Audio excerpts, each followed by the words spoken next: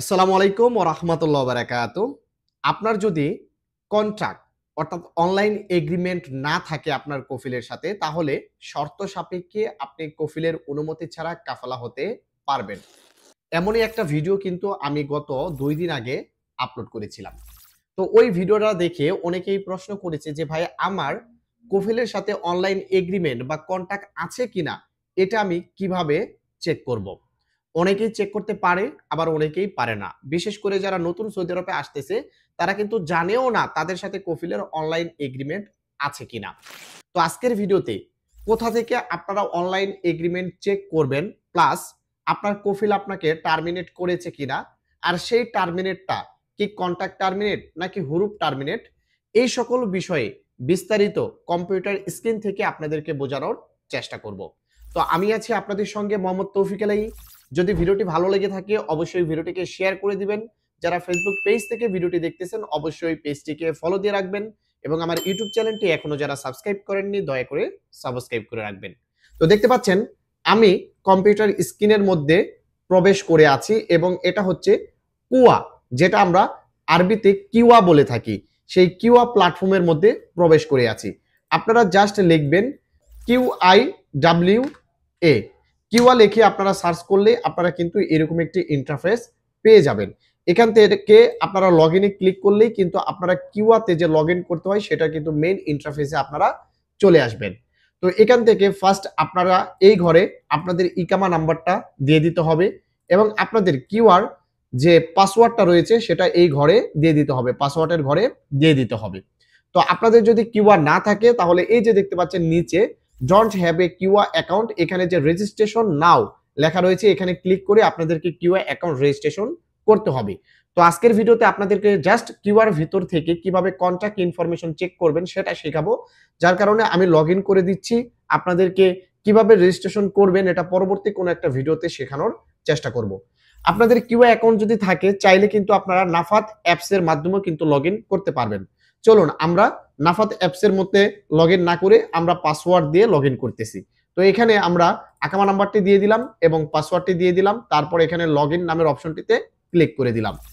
Click করে দেওয়ার সঙ্গে সঙ্গে আপনাদের যে মোবাইল নাম্বারে কিওয়া অ্যাকাউন্ট ওপেন করা আছে সেই মোবাইল নাম্বারে একটি ওটিপি কোড চলে যাবে। সেই ওটিপি কোডটিকে এখানে টাইপ করে দিতে হবে।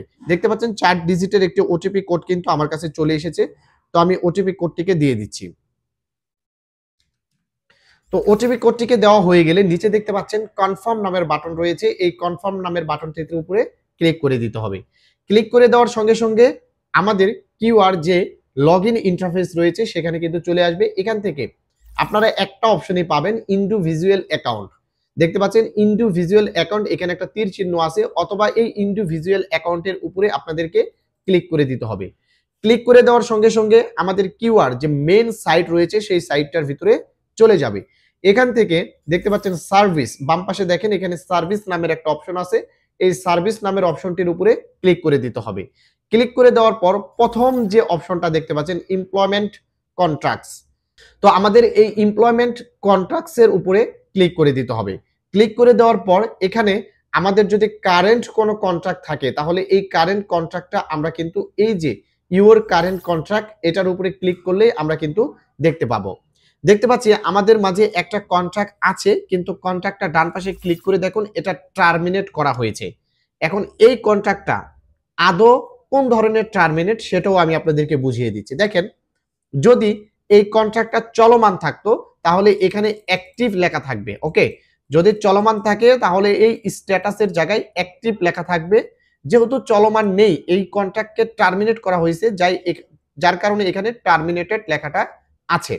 এখন দেখতে পাচ্ছেন এইটা কিন্তু একটা কন্ট্রাক্ট চলমান যখন থাকবে, এই যে রেখাটা দেখতে পাচ্ছেন এখানে আমি কারসারটা দেখাচ্ছি, এই যে তারিখটা 1/1/2024 থেকে 31/12/2024, 1 বছরের যে একটা কন্ট্রাক্ট ছিল এইটা কিন্তু গ্রিন কালার থাকবে যদি চলমান থাকে।